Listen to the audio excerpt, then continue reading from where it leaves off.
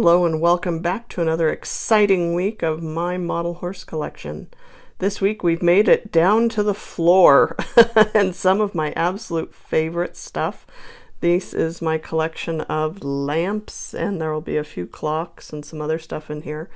But these lamps, clocks, and nightlights are some of my favorite pieces to collect. This is, I think, the one that started it all, this poodle over here. Bought him at Briar Fest back in 1993. At the time, he was the only one kind of his kind.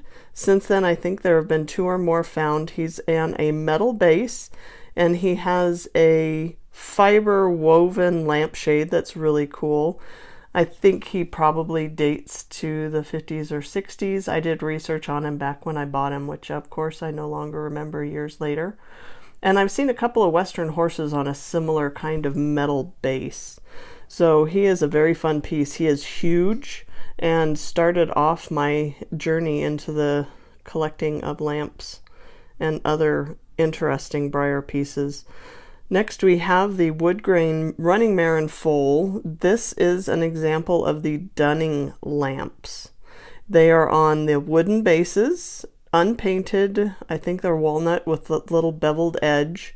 Mostly wood grains, but they're also in a bunch of regular run colors. They were issued from the mid-1960s up through the 70s, and they were originally issued with this burlap shade.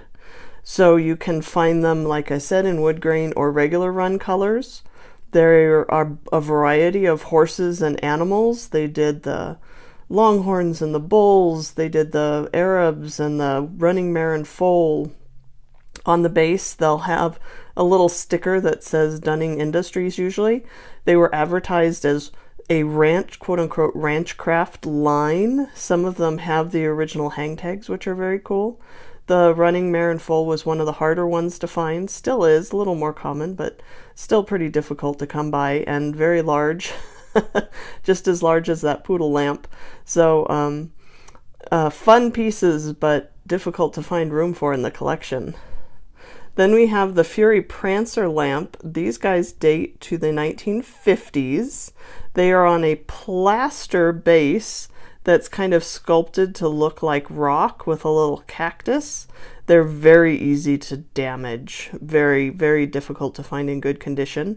They came with a variety of different Prancer colors. This one has his original saddle and reins. Some of them also came with their original I think it was Davy Crockett, because as you can see on the decorated lampshade above, it's a silhouette of the Fury Prancer with Davy Crockett rider riding through the desert.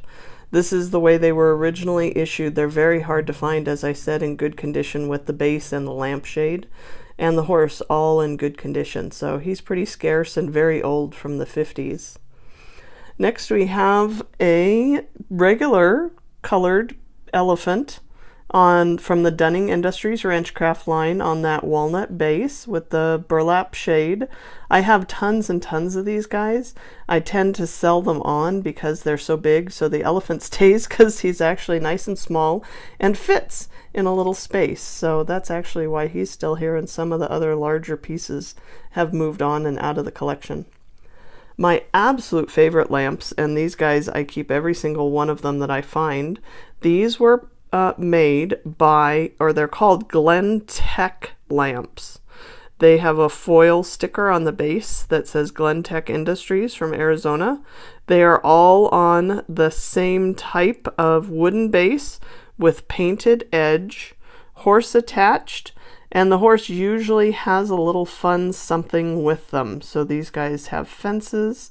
This one has a little water pump and water barrel. The Fighting Stallion doesn't have anything, but the base is intact, showing that he was never issued with anything on his base. And the Lipid's Honor is my favorite with that circus drum. I think it is totally adorable. And like I said, I keep every single one of these guys that I find. You can see there's a variety of lamp shades. Not sure which, if any, are original. Some of them I found with the horses, but shades are obviously easy to change and attach. This one is fun with the burlap, but then the little fabric edging. This one's just burlap with burlap. This one's kind of a plasticky ribboned, And I know that this one I found and put on him with that little leatherette edging, then another little pleated lampshade. So these guys were issued from about 1974-75 up through perhaps the early 1980s. We don't have a lot of documentation on pretty much any of the lamps other than what we have in advertising. So if you saw an ad like in Western Horseman or one of those type of magazines or Sears, that's pretty much the only documentation we have of these. But like I said, the Glen-Teks are my favorites. Next we have an interesting piece. This is the 5 Gator. He is actually a nightlight on a base with a clock.